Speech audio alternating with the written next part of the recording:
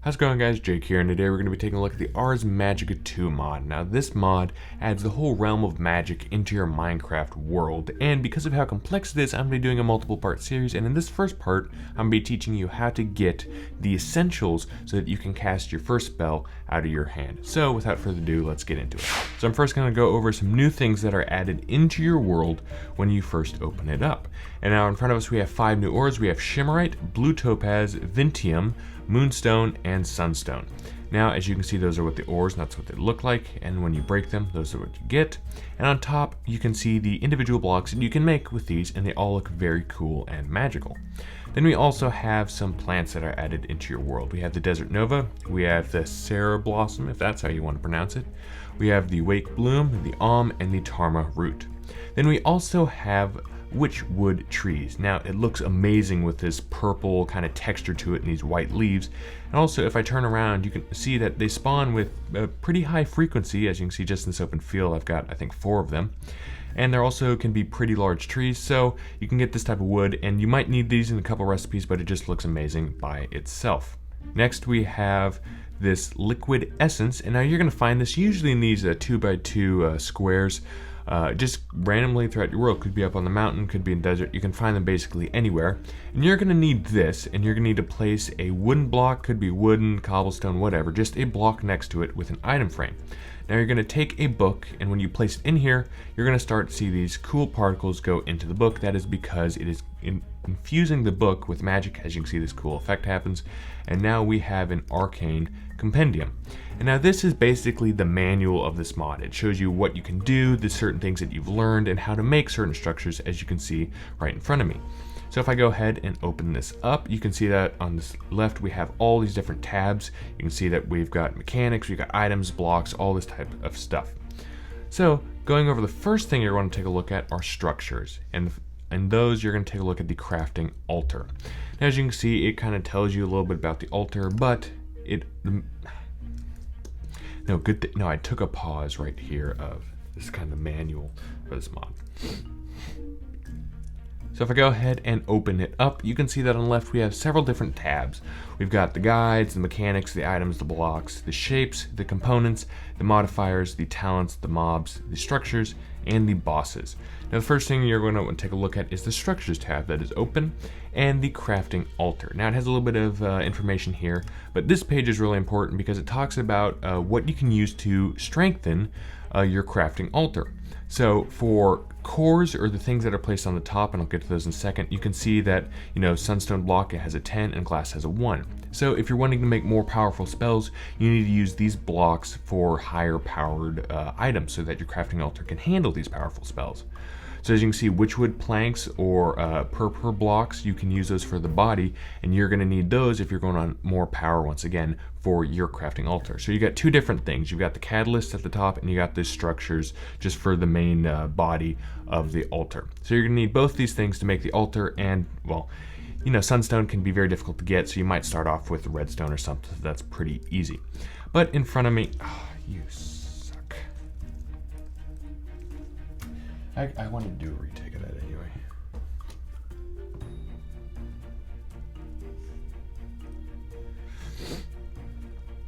Actually,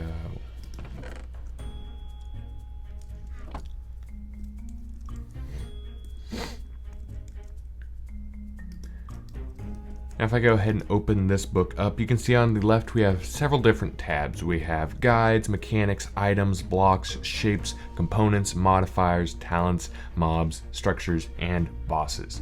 Now, the first thing I'm going to be going over is the crafting altar, since this is what you're going to need to make spells. So it has a little bit of information here, you can read that. Oh, I had to flip that up. I had to. Yeah, I just had to. So if we go ahead and open the book here, as you can see on the left we have several different tabs. We have guides, mechanics, items, blocks, shapes, components, modifiers, talents, mobs, structures, and bosses. Now I have the structures tab open because you're going to want to make a crafting altar, as that's what you're going to need to be able to make a spell. So if I go ahead and click on this, you can see that we have some information here, and you can read this. But that basically just sums up what this page right here is saying. On our left we have catalysts, and on our right we have our main structure components. So our catalysts are 4 blocks that will go on top of our crafting altar and 1 in the middle, and these will basically give more power to your structure. Same with the structure or the materials that you make the crafting altar out of. As you can see, witch wood is up there with 3, so it's very good to get some of those. But as you can see, sunstone, moonstone, and even diamond. So as you can see, sunstone's pretty rare to get, same with diamonds. You can see that they have a higher power than all these other pretty easy blocks to get. So you're going to want higher power blocks to make your crafting altar out of, because if you're going to make more powerful spells, you need to be able to support those. And there will be a little warning mechanism saying that your altar is not powerful enough, but I'll get to that in just a second.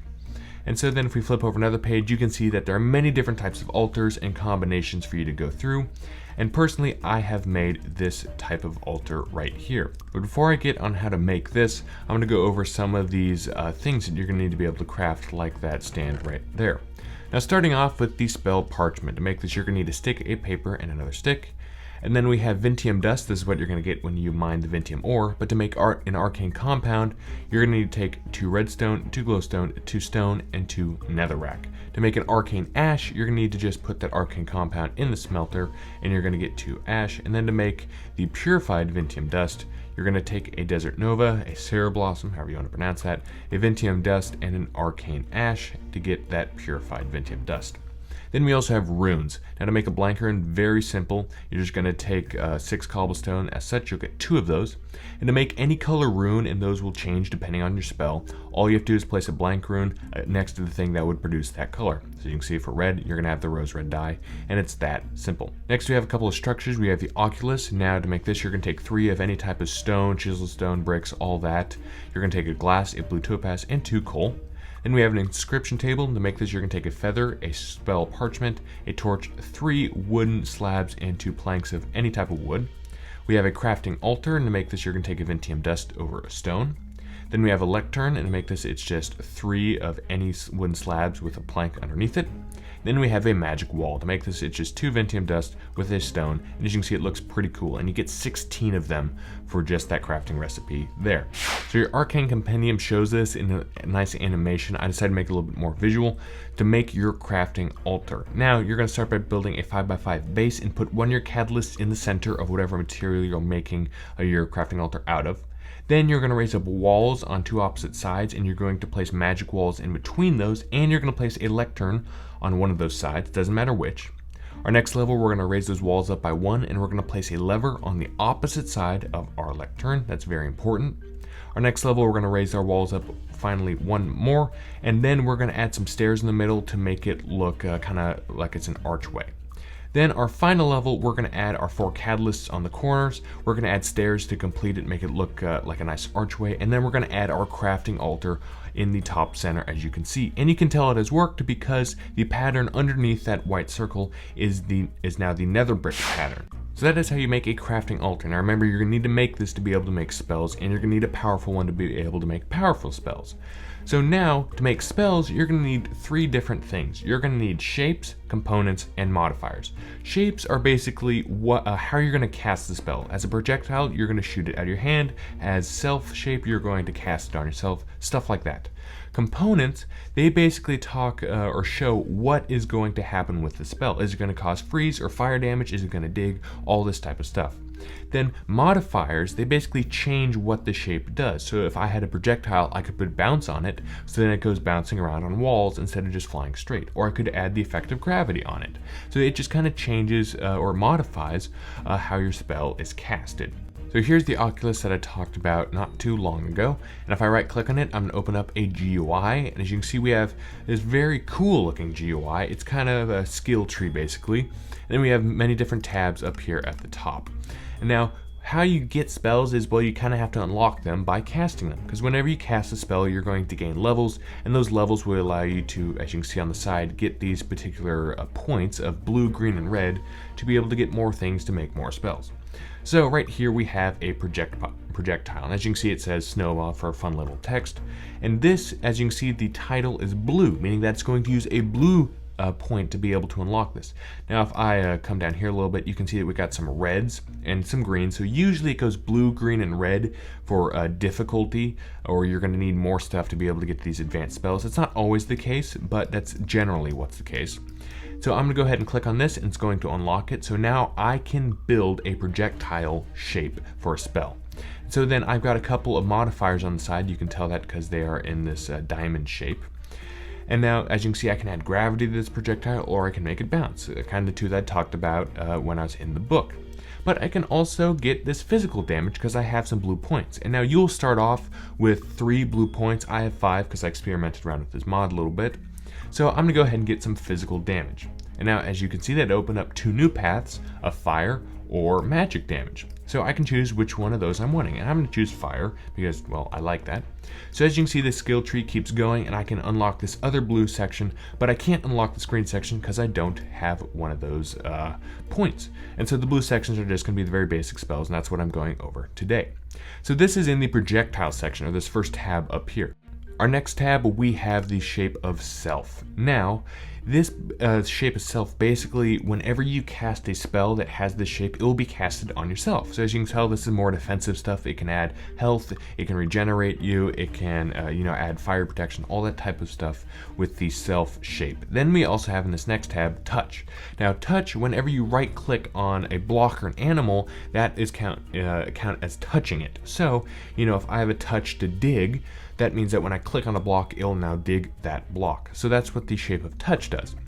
Our next tab, we have this circle of elements here, and now this kind of shows what you're more prone to. So since I've experimented with fire, as you can see, I've got a little bit of red spark going on in the center, pointing towards the fire, and also have a 3.8 on fire. But we're gonna get more to this in detail. And then finally, we have this kind of utilities or random sort of section. I'll go over this more in detail, but you can see we have some modifiers and some components in here, and you can see we got our green and red levels as well. But now it's time to go over the inscription table. Now this is where writing your spells is going to happen. Now first, you're going to place a book and quill in the center. Now it started the spell making process.